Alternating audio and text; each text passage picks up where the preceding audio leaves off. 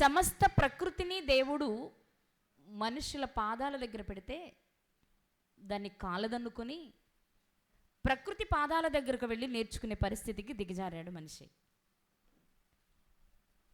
ఈరోజు ప్రకృతిలోని ఒక పక్షిని, ఒక జంతువుని, అంటే జంతువు అంటే బైబిల్ వాడిన పదం కాబట్టి తీసుకుని అవి మనకి ఏమి నేర్పిస్తున్నాయి, దాని నుండి ఈరోజు మనం ఏం నేర్చుకోవాలి అనేది ఆలోచన చేద్దాం. అందులో ఒకటి, గతంలో మనం మాట్లాడుకున్నదే పక్షిరాజును గురించి. పక్షిరాజు అంటే ఎవరు? గ్రద్ద కదా. గ్రద్ద మనకేమైనా నేర్పిస్తుందా? గ్రద్ద మనకేమైనా నేర్పిస్తుందా అంటే చాలా విషయాలు నేర్చుకున్నాం గతంలో మనం. మీకు కుదిరితే యూట్యూబ్లో చూడండి. అందులోని ప్రాముఖ్యమైన విషయం ఏంటి అంటే, అసలు దేనినైనా రాజుగా పెడుతున్నాము అంటే అన్నిటికీ మించిన ఏదో ఒక ప్రత్యేకమైన లక్షణం దానికి ఉండాలి. అలాంటి వాళ్ళని మనం పైన నాయకులుగా ఎంపిక చేసుకుంటాం. మరి పక్షిరాజుకున్న గొప్పతనం ఏంటి అంటే, అది ఆహారాన్ని సమకూర్చుకునే విషయం కానివ్వండి, గూడును ఏర్పరచుకునే విషయం కానివ్వండి, ఒక ప్రత్యేకంగా అనిపిస్తూ ఉంటుంది. ఆహార విషయాన్ని చూస్తే మిగిలిన పక్షులన్నీ వరుసగా వెళ్ళినట్లుగా అది వెళ్ళదు. ఎక్కడో ఉంటుంది సింగిల్గా. ఎక్కడుందో కూడా గమనించాం మనం కదా. ఇలా వచ్చి అలా తీసుకెళ్ళిపోద్ది. మనం చాలా సందర్భాలు వాడతాం. ఎవరైనా సడన్గా మన ముందు మాట్లాడితే ఎవరైనా ఇబ్బంది కలిగితే, అరే గద్దొచ్చి కోడి పిల్లని తనకెళ్ళిపోయాడండి, ఇప్పుడు మా ముందు మాట్లాడాడు ఈ పిల్లోడు, అమ్మాయి అంటాం. అంటే దానికి ఉన్న లక్షణం ఏంటి అంటే, మన కంటికి కనిపించకుండానే రెప్పపాటులో వచ్చి అది కావాలనుకున్నది పట్టుకుపోద్ది. అసలు అది ఎలా చూస్తుంది అంటే 30 అడుగుల ఎత్తులో నుంచి చూడగలదట క్రిందున్న ఆహారాన్ని. అలా వచ్చి దాని విధానం ఏంటి అంటే, ఒక్కసారి పట్టుకుంటే ఇక అది దాని పని అయిపోయినట్టే. బై మిస్టేక్ జరిగింది, వదిలేసింది, చాలా తక్కువగా ఉంటుంది అలాంటి సందర్భాలు కదా. మ్యాక్సిమం దాని చేతుల్లోనికి వెళ్ళిపోతాం. అంత స్పీడ్గా ఆహారాన్ని సమకూర్చుకుంటుంది అది. ఇక నివాసాన్ని విషయానికి వస్తే ఎత్తైన స్థలంలో గూడు కట్టుకుంటుందట. ఈ రెండు విషయాల గురించి మనం ఏం నేర్చుకోండి, ఆహార విషయంలో కానీ నివాస విషయంలో కానీ అది చాలా ప్రత్యేక శ్రద్ధ. అన్నీ తీసుకుంటే అది తీసుకుంటుంది. కానీ గ్రద్దలో ఉన్న మరొక ప్రాముఖ్యమైన విషయం ఏంటి అంటే, బైబిల్ చెప్పిన మాట ఒకటి చూసి ఆ విషయం దగ్గరికి వెళ్దాం. 103వ కీర్తనల గ్రంథము 103వ కీర్తన 5వ చరణం. 103వ కీర్తన 5వ చరణం. పక్షిరాజు యవ్వనము వలె నీ యవ్వనము క్రొత్తదగుచుండునట్లు. చాలు, నా వైపు చూడండి. పక్షిరాజు యవ్వనము వల్లే నీ యవ్వనము ఉండునట్లు అనొచ్చు కదా. నీ యవ్వనము క్రొత్తదగునట్లు. అదే నీ యవ్వనం క్రొత్తది పాతది ఉంటుందా? 2 యవ్వనాలు ఉంటాయా? 2 యవ్వనాలు ఉంటాయా? పక్షిరాజుకు ఉంటాయట. పక్షిరాజుకి 2 యవ్వనాలు ఉంటాయట. అసలు మనిషి జీవితం ఆలోచిస్తే బాల్యం, యవ్వనం, వృద్ధాప్యం కదా. కానీ పక్షిరాజుకి 2 యవ్వనాలు ఉంటాయట. సైంటిఫిక్గా ఆలోచిస్తే చెప్పే విషయాలు ఏంటి అంటే, గ్రద్ద ఆయుష్కాలం సుమారు 70 లేక 80 సంవత్సరాలట. అందులో దానికి 35 సంవత్సరాలు వచ్చేటప్పటికి గద్ద ఎక్కువగా దేంతో పనిచేస్తుంది? ఆహారం కానీ లేకపోతే నివాసం ఏర్పాటు చేసుకోవడానికి కానీ దాని శరీర అవయవాలలో ప్రాముఖ్యమైనవి ఏంటి అంటే, ఒకటి ముక్కు, అందుకే గద్ద ముక్కులా ఉందంటాం. 2 చేతి గోళ్ళు, 3 రెక్కలు. బైబిల్ కూడా చెప్పింది కదా, గద్ద రెక్కల మీద మోసినట్లు నేను మిమ్మల్ని మోసాను అన్నారు దేవుడు ఇశ్రాయేలు ప్రజలను ఉద్దేశించి. అంటే దాని రెక్కలంత బలంగాను ప్రత్యేకంగాను పిల్లలను మోసేలా ఉంటాయి. అర్థమవుతుందా మీకు? అందుకే అదట పక్షులకి, అదే తన పిల్లలకి ఎత్తు మీద ఉండడం, పడిపోవడం నేర్పించడానికి గూడు పైనుండి అదే తోసేస్తుందట దాని పిల్లల్ని. అది చూడగానే ఇంక అయిపోయింది మా పని అనుకుంటాయట పిల్లలు. ఏంటి మా అమ్మ ఇంత క్రూరంగా ఉంది ఇలా తోసేస్తుందని. అక్కడ తోస్తే ఆ పిల్లలు గూడులో నుంచి క్రింద నేల తాకే లోపు వచ్చి కాసేస్తుందట. అంటే కింద పడినవదు, కానీ పడడం ఎలాగో నేర్పిస్తుందట. దాని రెక్కల మీద ఎంత దూరమైనా మోసుకెళ్తుందట. దాని గురించి అనమాట. అందుకని అది ఆహారాన్ని సమకూర్చుకునే విషయంలో దాని ముక్కు చాలా బాగా పనిచేస్తుంది, దాని గోళ్ళు బాగా పనిచేస్తాయి. అందుకే ఇలా పట్టేసుకుంటుంది కదా, పనిచేస్తాయి. రెక్కలు బాగా పనిచేస్తాయట. అయితే 35 సంవత్సరాలు వచ్చేటప్పటికి ఇవన్నీ పాడైపోతాయట. ముక్కు అరిగిపోతుందంట, గోళ్ళు అరిగిపోతాయి, రెక్కలు బలహీనమైపోయి ఇక నా పని అయిపోయింది అనుకుంటుందట. ఆ సమయంలో గ్రద్దలు 2 రకాల పనులు చేస్తాయట. అంటే కొన్ని ఒకలా స్పందిస్తాయి. ఎలాగూ అంటే కొన్ని గద్దలేమో ఇక నా పని అయిపోయిందిలే అని అలా నీరసించి ఆహారాన్ని సమకూర్చుకోలేక తినలేక అలాగే క్షీణించి చనిపోతాయి. కానీ కొన్ని గద్దలట లేదు, నేను మళ్ళీ బలాన్ని తెచ్చుకోవాలి. ఎలా తెచ్చుకోవాలి? ఇప్పుడు నేను బలహీనమైపోయాను కదా, నేను ఎలా తెచ్చుకోవాలి అనుకుని అది తన ఎత్తైన కొండ సందుల్లోనికి పైకి వెళ్ళిపోయి కొండ చాటున, బండల చాటున రహస్యంగా ఉంటుందట. సుమారు 5 నుండి 6 నెలలు ఏ ఇతర పక్షులకు కానీ ఇతర క్రూరమైన శత్రువుకి కానీ కనబడకుండా రహస్యంగా ఉంటూ మరలా ఈ పాడైపోయిన బలహీనమైపోయిన వాటిని తిరిగి సంపాదించుకోవడానికి ప్రయత్నిస్తుందట. ముందు ఈ ఉన్న ముక్కు, అంటే బలహీనమైపోయి సన్నబడిపోయి పాడైపోయిన ముక్కు ఉంది కదా, దానిని బండకేసి రుద్దేస్తుందట. ఇలా ఇలా ఇలా ఇలా రుద్దేసి మొత్తం ముక్కంతా ఊడిపోయేలా చేస్తుందట.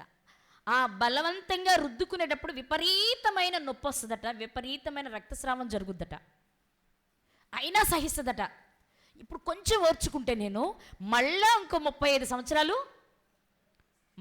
మళ్ళీ పుష్టిగా, మళ్ళీ యవ్వనంలో ఉన్న బలం ఎలా ఉంటుందో నేను అలా ఉండగలను. కాబట్టి ఈ కొంచెం కష్టపడదామని ముక్కుని ఆ బండకేసి బాగా రుద్దేసి తీసేస్తే కొద్ది రోజుల్లో మరలా కొత్త ముక్కు వస్తుందట దానికి. ఎప్పుడైతే ముక్కు వచ్చిందో ఈ ముక్కుతో మళ్ళీ చేతి గోళ్ళన్నీ లాగేస్తుందట బలవంతంగా. అంటే సగం పాడయ్యి సగం ఉన్నాయి కదా, వాటిని బలవంతంగా లాగేస్తుందట. మళ్ళీ కొన్ని రోజులకి ఆ వేళ్ళు వస్తాయట. ఇప్పుడు ఈ ముక్కుతోటి ఈ చేతి గోళ్ళతోటి రెక్కల ఈకలన్నీ పీకేసుకుంటుందట. మళ్ళీ కొద్ది రోజులకి కొత్త రెక్కలు వస్తాయట. ఈ ప్రాసెస్ అంతా జరగడానికి 5 నుంచి 6 నెలల టైం పడుతుందట. ఈ 5-6 నెలలు ఆహారం తినడానికి లేదు కదా, ముక్కు పాడైపోయింది కదా, సరైన ఆహారం లేదు, శత్రువు ఎక్కడొస్తుందో చూసుకుంటూ పాత వాటిని పీకేసుకుంటూ క్రొత్త దాని కొరకు ఎదురు చూస్తూ ఉంటుందట. నిజంగా ఇవన్నీ జరిగిపోయిన తర్వాత మరలా ఒకప్పుడు ఎలా యవ్వనంలో ఉన్నప్పుడు ఉందో అంత శక్తి కలిగిందిగా ఉంటుందట.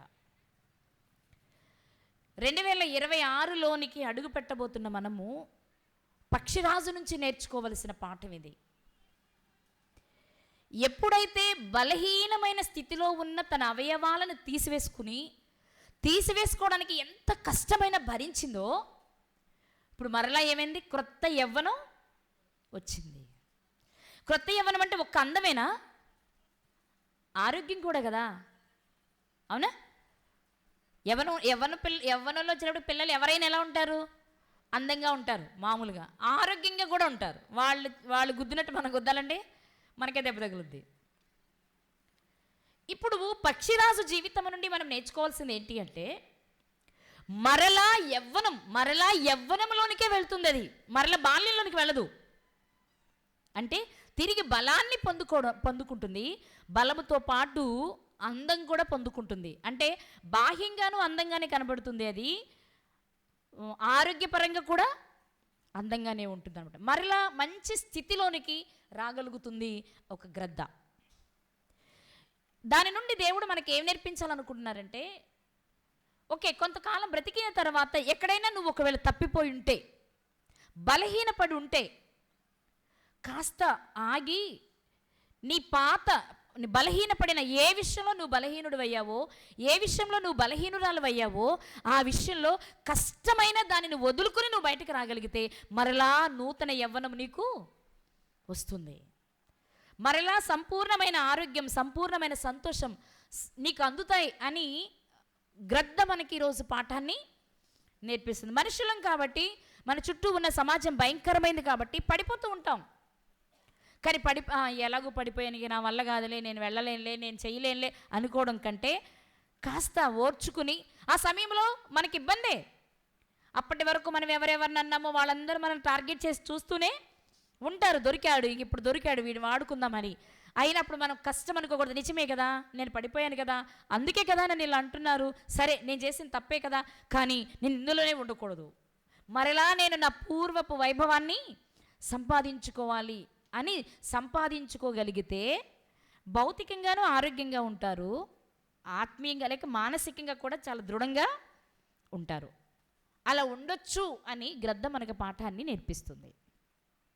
అయితే ప్రకృతిలోని మరొక జంతువు ఉంది, అదే యుక్తి కలిగిన జంతువు. ఏంటో చెప్పండి, ఏంటది? మీకు తెలీదా? యుక్తి.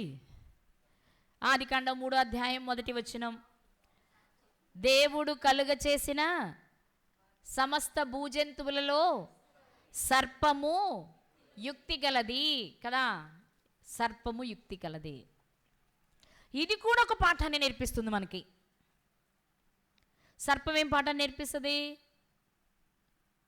2 నాలుకలు ఉంటాయి, లోపలొకటి బయటొకటి.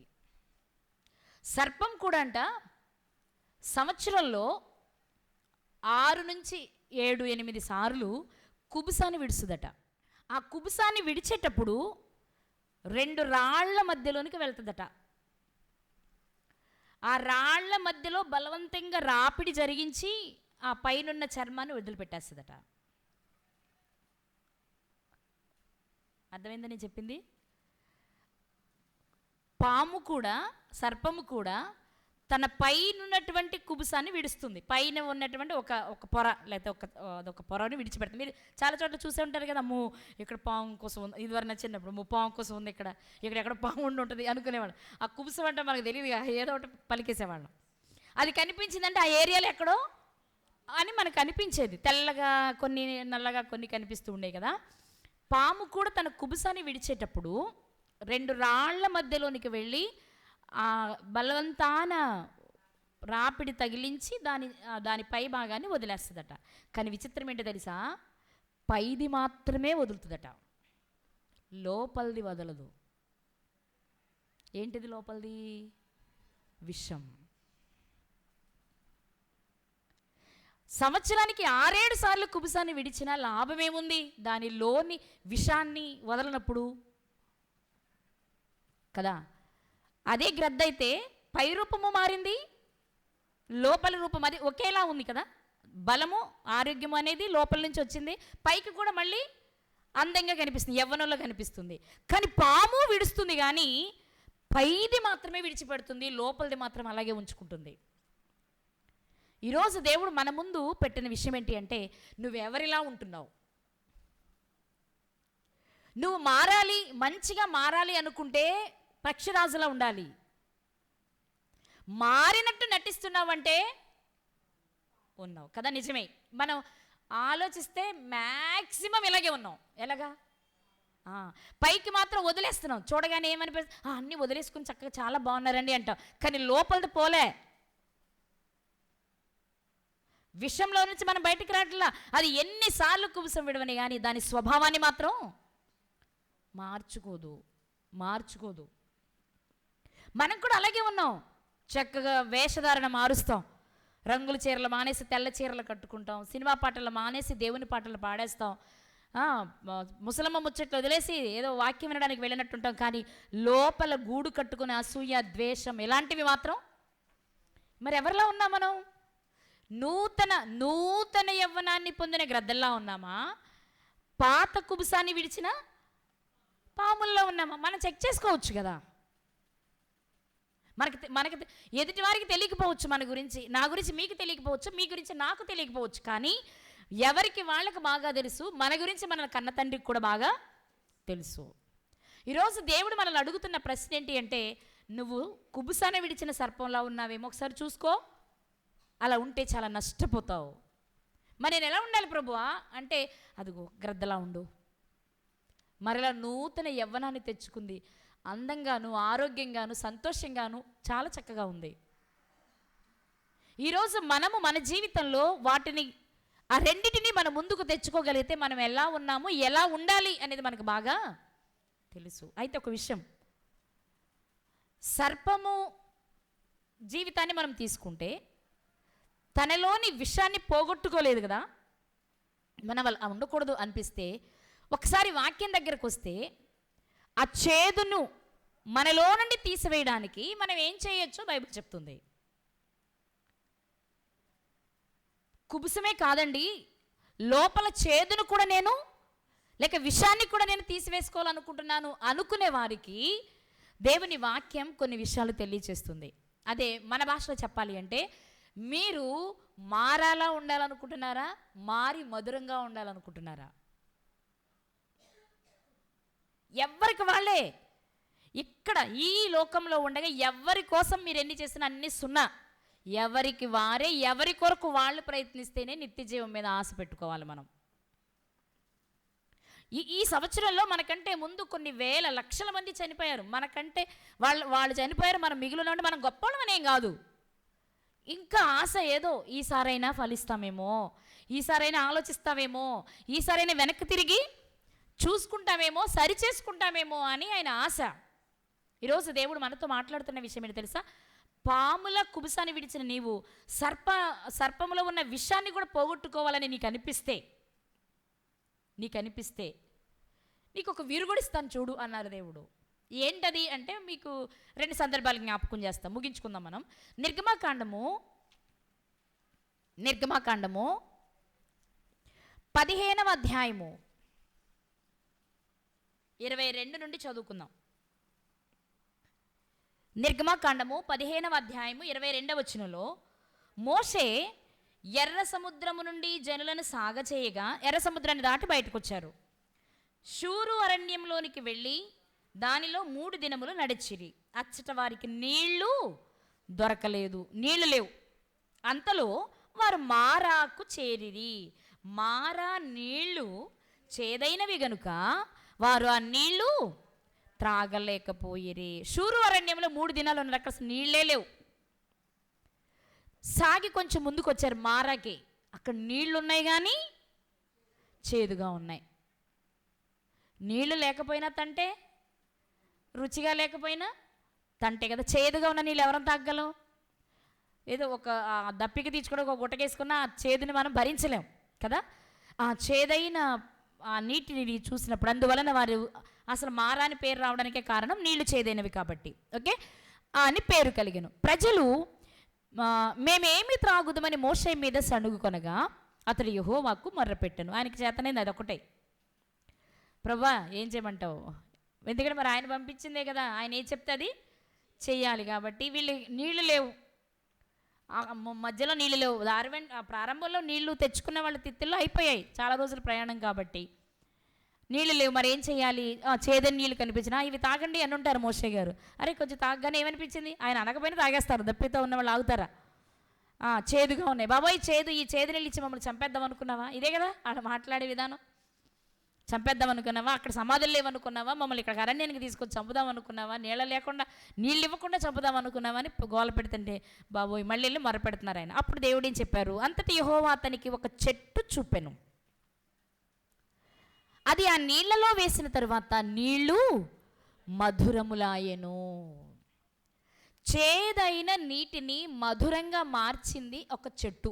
మరి చెట్టు వేశారో చెట్టు కొమ్మ వేసారో మనకు తెలియదు, ఒక చెట్టును చూపెనని ఉంది, అది ఆ నీళ్ళలో వేసిననుంది. ఓకే, ఎప్పుడైతే ఈ చెట్టు అందులో వేశారో ఇప్పుడు నీళ్ళు ఏమైపోయినాయి? ఎలా మనకెలా తెలుసుద్ది? అదంతా ఆయన ఆశ్చర్యకరమైన కార్యం కదా. భయంకరమైన చేదు నీళ్లలో ఒక చెట్టును వేస్తే లేక చెట్టు కొమ్మను వేస్తే ఏం జరిగింది? నీళ్ళన్నీ మధురముగా అయిపోయాయి. ఇప్పుడు ఆ నీళ్ళన్నీ వాళ్ళకు ఉపయోగకరంగా మారిపోయాయి. చేదైన నీటిని మధురంగా మార్చడానికి ఒక చెట్టు ఉపయోగపడింది. మనం కూడా లోకంలోనికి వచ్చిన తర్వాత శరీరాశ చెప్పాలి, నేత్రాశ, జీవపు డంబము అనే వాటితో చేదుగా విషపూరితంగా మారిపోయాం. ఇప్పుడు మన విషాన్ని తీయడానికి యేసుక్రీస్తు ప్రభువారి లోకానికి వచ్చారు. ఆయన ఎవరిలో ప్రవేశిస్తారో వాళ్ళ జీవితాలు కూడా ఎలా ఉంటాయి? మధురంగా ఉంటాయి. విషాన్ని తీసుకోవడానికి, మనలో ఉన్న విషాన్ని బయట పారవేయడానికి ఒక మంచి మార్గాన్ని దేవుడు చెప్తున్నారు. అదేంటి అంటే, అక్కడున్న నీటికి చెట్టు కొమ్మ ఎలా అవసరమో, లేక చెట్టు ఎలా అవసరమో, మనలో ఉన్న విషాన్ని తీసుకోవడానికి ఒకే ఒక్క విరుగుడు, అదే యేసుక్రీస్తు ప్రభువారు. ఆయన మన జీవితంలోనికి వస్తే లోక సంబంధంగా ఏమీ లేకపోయినా జీవితం మధురంగానే ఉంటుంది. ఆధ్యాత్మికంగా, భౌతికంగా ఏమీ లేకపోవచ్చేమో, అవునా? భౌతికంగా ఏమీ లేకపోవచ్చేమో. లాజర్ గారిని తీసుకోండి, ఏముంది లాజర్ గారికి? పని యోబు గారి కంటే కొంతకాలం అనుభవించారు, తర్వాత పోయింది, మళ్ళీ వచ్చింది, ఆయన ప్రక్కన పెడదాం. లాజర్ గారిని తీసుకుని మనకు తెలిసేటప్పటికి లాజర్ గారి పరిస్థితి ఏంటి? ముందు ఉన్నవాడా, భార్య ఉందా, పిల్లలు ఉన్నారో మనకు తెలియదు, అది వదిలేద్దాం. మనకు తెలిసేటప్పటికి ఏమీ, భేదవాడు కూడా కాదు, దరిద్రుడని చెప్పింది బైబిల్. కానీ ఆయన ఎలా ఉన్నాడు? నిత్యము ఆనందంగా ఉన్నాడు. అతని జీవితం ఎలా ఉంది? ఇక్కడ చూస్తే, మనుషులకు చూస్తే కఠిన దరిద్రాన్ని అనుభవించేవారిని ఏమంటాం? జీవితం అంతే కదా, శ్రమలు, కష్టాలు, బాధలు ఉంటే దరిద్రం అంటాం మనం మామూలుగా అయితే, అంతే కదా. కానీ ఈ లోక సంబంధంగా దరిద్రంగా ఉన్నారేమో కానీ అతని జీవితం అతనికి చాలా మధురంగా ఉంది. ఎందుకు? మరణిస్తే విశ్వాసులకు తండ్రి అయిన అబ్రహాము గారి రొమ్మున ఆనుకోగలిగేంతటి విశ్వాసము అతనిలో పుష్కలంగా ఉంది. అంత విశ్వాసం కలిగిన వాడికి ఈ చుట్టూ ఉన్న శ్రమలు అనిపించలేదు. అనిపిస్తే అడిగేవాడు కదా, ఎందుకు ప్రభు నా ఒంటి నిండా ఇలా కురుపులు పెట్టావెందుకు? పోనీ కురుపులు పెడితే పెట్టావు, మందులు కూడా కొనుక్కునే స్తోమతనిస్తే బాగుండేది కదా. ఒక నర్సుని నాకు అపాయింట్ చేస్తే ఎంత బాగుండు, రోజు వచ్చి నాకు డ్రెస్సింగ్ చేస్తే. చేశాను కదా ఈ నర్సుని. ఏ నర్సుని? ఒక్క నర్సా? ఎంతమంది నర్సులు? అవునండి అండి, కుక్కలు నాకినప్పుడట సైంటిఫిక్గా చెప్పే విషయం ఏంటి తెలుసా? కుక్కల లాలాజలమట కురుపులకి ఒక మెడిసిన్లో పనిచేస్తుందట. అందుకే కుక్కలు నాకుతుంటే ఆయనకి చాలా హాయిగా ఉండేదట. అంటే సైంటిఫిక్గా చెప్తున్న మాట అది. మరి నర్సులు అంతే కదా. ఇంకా చెప్పాలంటే, ఇంకా లోతుగా వెళ్ళి మనం చెప్పాలంటే ప్రకృతి అంతా దేవదూతలే కదా. మరి కుక్క ఎవరు చెప్పండి? కుక్క ఎవరు? దేవదూత. దేవదూతల చేత సేవ చేపిస్తున్నాడు దేవుడు. ఎందుకో తెలుసా? ఆయనకి ఇష్టమైన కుమారుడు కాబట్టి. మనం ఎంతసేపు కుక్కలన్నీ చూస్తున్నాం కాబట్టి కుక్కలు నాకే అంటున్నాం. కానీ బైబిల్ పరిభాషలోకి వెళ్ళండి, జంతువులు, పక్షులు, ఇవన్నీ ఏంటి? దేవదూతలు కదా. వాయువులను, అగ్ని జ్వాలలను తన దూతలుగా సేవకులుగా చేసుకున్నాడు. సేవకులైన ఆత్మలు కారా, వీరంతా స్వాస్థ్యమను, రక్షణాన్ని స్వాస్థ్యమను పొందబో వారికి పరిచర్య చేయటకై పంపబడిన సేవకులైన ఆత్మలు కారా అని మన చోత హెబ్రీ పత్రిక 1:14 కదా. మరి అసలు సిసలైన రక్షణ అంటే నిత్య జీవం అనే స్వాస్థ్యాన్ని పొందడానికి అర్హత సంపాదించారు లాజర్ గారు. ఆయనకి సేవ చేస్తుంది ఇప్పుడు ఎవరు? ఒక మెడిసిన్ ఇచ్చి ఆయనకు సమ్మగా హాయిగా ఉండేలా ఇచ్చి, ఇవన్నీ మనకు తెలియదు. మనం అయితే ఏమనుకుంటాం? మనకు తెలిసినంత దరిద్రుడు. అందుకే కుక్కలు నాగుతున్నాయి, చూసా, కుక్కలు నాగుతున్నాయి అంటాం మనమైతే. అంటే మన దృష్టిలో చాలా అది అసహ్యం. ఇంకా చెప్పాలంటే వాడు కాబట్టి అసలు నేనా హాయ్ ఎంత చక్కగా ఉన్నాను, వాడా తింటానికి లేదు, కట్టుకోవడానికి లేదు, ఉండటానికి లేదు, ఎన్ని ఒక్కెత్తది ఒళ్ళంతా కురుపులు. పోనీ కురుపులతోనే ఏదైనా మందు ఉందంటే ఆ కుక్కలు, ఆ దరిద్రపు కుక్కలు నాగుతున్నాయి అంటాం మనం. కానీ దాని వెనకకు వెళితే ఆధ్యాత్మిక పరిభాషలో బైబిల్ చెప్తున్న విషయం ఏంటి తెలుసా? యెహోవా యందు భయభక్తులు గల వారి చుట్టూ ఆయన దూతలు కావలి ఉండి వారిని కాస్తున్నాయండి. కుక్కలు ఆయన్ని భయము భక్తి కలిగి లాజరు గారు జీవిస్తున్నారు కాబట్టి దేవదూత కుక్కల రూపంలో వచ్చి ఆయనకి పరిచర్య చేస్తుంది. ఇప్పటి వరకు చనిపోయే వరకు చేస్తుంటుంది. అర్థమైంది? ఎందుకో తెలుసా? అతను మధురంగా మారిపోయాడు కాబట్టి. ఆ మాధుర్యం ఆయనకు మాత్రమే తెలుసు. అవును కాదా? మీరు చెప్పండి. అసలు దాని మాధుర్యం అనుకుంటారా దరిద్రాన్ని? ఒక పూటైనా కడుపు నిండా తినలేని స్థితిని మాధుర్యము, సంతోషము, మహదానందమని మీలో ఎంతమంది అనగలరు? వారమంతా ఉండి, నెలంతా ఉండి, ఒక్కరోజు ఒక్క పూట కాస్త లేట్ అయితేనే ఏంట్రా నాయన నాకు ఈ కర్మ అనుకుంటాం మనం. అన్ని రోజులు ఉండి మరి ఒక్క పూట తినడానికి లేకపోయినా దానిని మహదానందంగా ఎంచుకోవడానికి గల కారణం ఏంటో తెలుసా?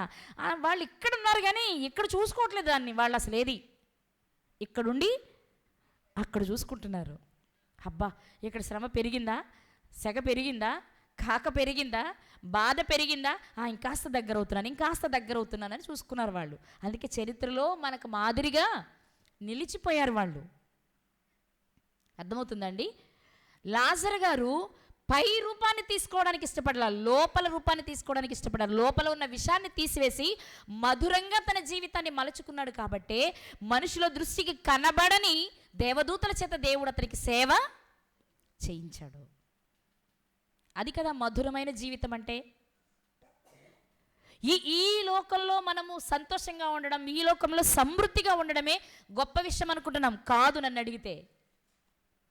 అలానే ఉన్నది మిమ్మల్ని అనుభవించొద్దని నేను చెప్పట్లేదు, కానీ దాని మీద కాదు మనకు ఉండవలసింది. అరే ఏంటి నేను అన్ని సమృద్ధిగా అనుభవిస్తున్నాను, నేను కాస్త దూరంగా ఉన్నానంటావా, శ్రమలు వస్తే బాగుండే అనుకోవాలి మనం క్రైస్తవులుగా, కదా? అవునా కదా? అందుకే మన జీవితం ఎలా ఉంది? మారాలా ఉందా, మధురంగా ఉందా? మారా అంటే కష్టాలు, కన్నీళ్ళు, బాధలు, ఇబ్బందులు, లేమి, సమస్తాన్ని కోల్పోవడం. అదే కదా నయోమి గారు చెప్తారు, నేను అన్నీ కోల్పోయాను బాబోయ్, నన్ను నయోమి అనక మారా అనండి. అంటే అర్థం ఏంటి? అన్నీ కోల్పోతే చేదైపోతుందా? అవును, అంతే. వాళ్ళ దృష్టిలో అది అలాగే అనిపించింది. ఈరోజు దేవుడు మనతో మాట్లాడుతున్న విషయం ఏంటి అంటే, నీ జీవితంలో చాలా సంవత్సరాలు ఇచ్చాను నేను, కదా?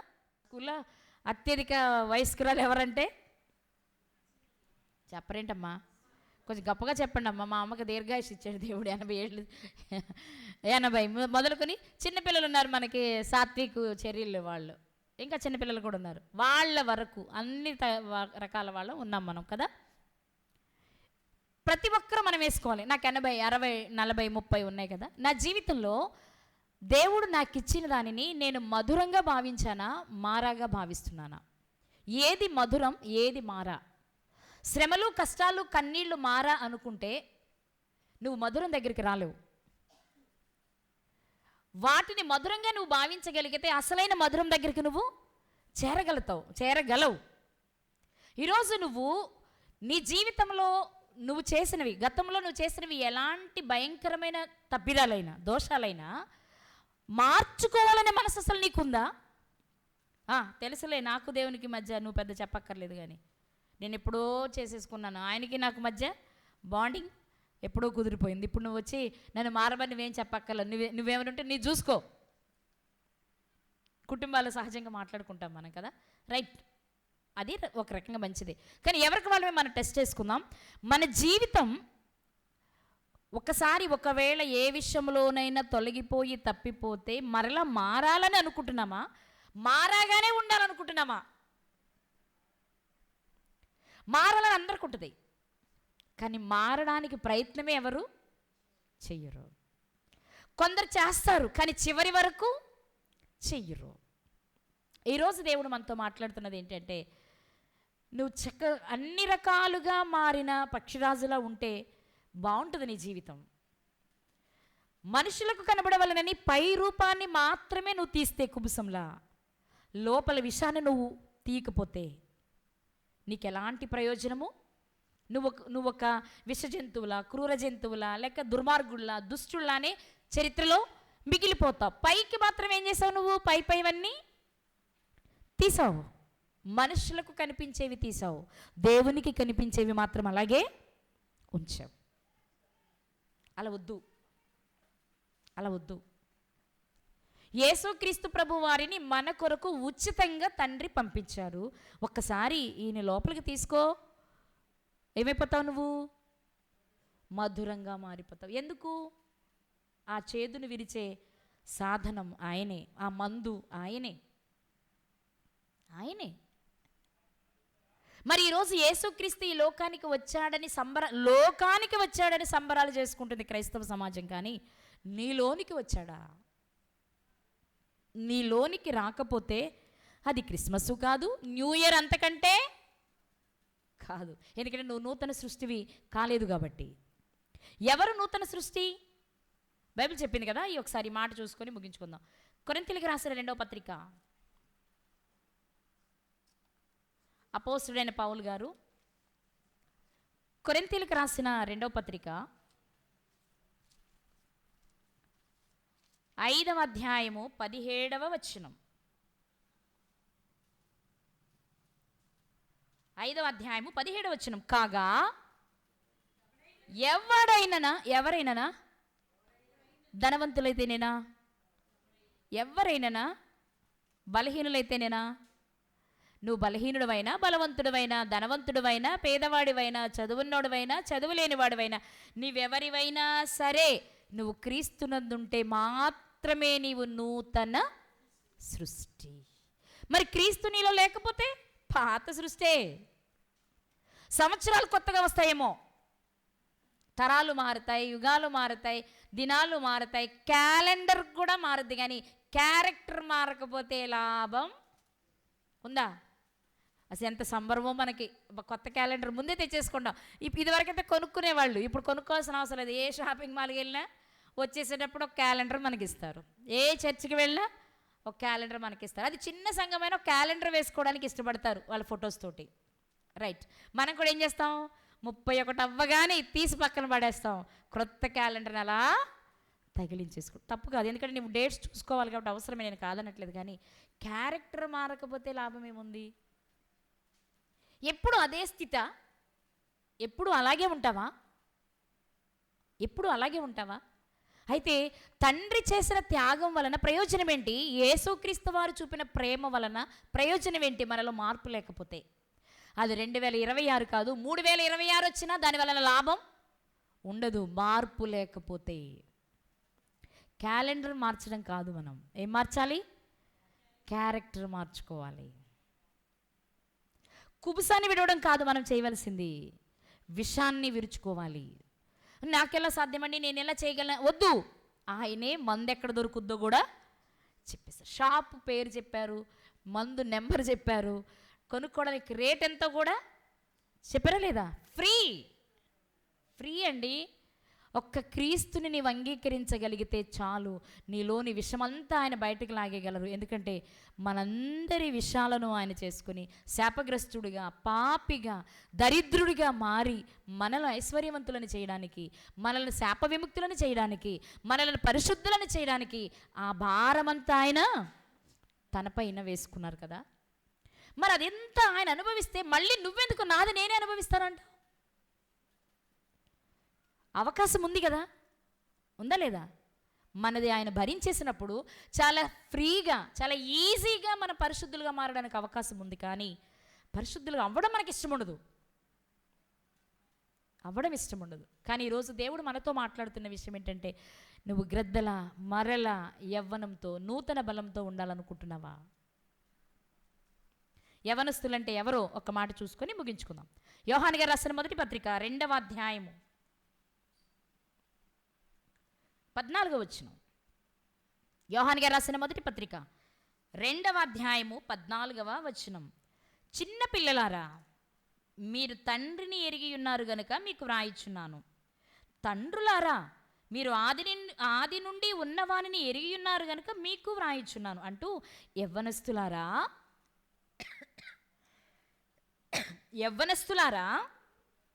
మీరెవరు? బలవంతులు, దేవుని వాక్యము మీ యందు నిలుచుచున్నది, మీరు దుష్టుని జయించి ఉన్నారు. యవ్వనస్తులు ఎవరు? బలవంతులు, దుష్టుని జయించినవారు, అంటే జయశాలులు. అంతేనా? ఇప్పుడు పక్షిరాజు యవ్వనము వంటి యవ్వనము నీకు వచ్చిందంటే ఏం జరుగుండాలి? నువ్వు బలవంతుడిగా మారుండాలి, దుష్టుని జయించి ఉండాలి. అన్నమాట అర్థమైందా? అంటే ఏం జరుగుండాలి? కుబుసాన్ని విడవడమే కాదు, విషాన్ని కూడా విరుచుకున్నవారే బలవంతులు, యవ్వనస్తులు. అర్థమైందా మీకు నా మాట? లోపల విషం ఉందనుకోండి, లోపల జబ్బు ఉందనుకోండి, యవ్వనంలోనే వృద్ధులుగా కనబడతాం. అదే ఆనందం ఉందనుకోండి, హెల్దీగా ఉన్నామనుకోండి, వృద్ధాప్యం వచ్చినా యవ్వనులుగానే కనపడతాం. మనం లోకంలో చూసేది కూడా కాదా? కొంతమందికి 60-70 ఏళ్ళు వచ్చినా చక్కగా షార్ట్లు వేసుకొని కుర్రపిల్లలా తిరుగుతారు. కొందరికి 40 వచ్చేటప్పటికే మొత్తం ముసలి రూపం వచ్చేస్తుంది. అంటే భౌతికంగా మాట్లాడతారు. కానీ ఇప్పుడు మనం ఆధ్యాత్మికంగా ఆలోచిస్తే వారు కుబుసాన్ని విడిచారు, కానీ విషాన్ని అసలు తీయవలసిన దాన్ని తీయలేదు. అంటే లోపలేముండిపోయింది? జబ్బుండిపోయింది. విషం అనే జబ్బుండిపోయింది. విషపూరితమైపోయారు. కాబట్టి వాళ్ళు ఎలా ఉండిపోయారు? బలహీనులుగా, దుష్టుని జయించలేని వారిగా, వృద్ధులుగా మారిపోయారు. కానీ దానిని జయించడానికి యేసుక్రీస్తు వారిని వారిలోనికి తెచ్చుకుంటే వారిలో వాక్యం ఉంది.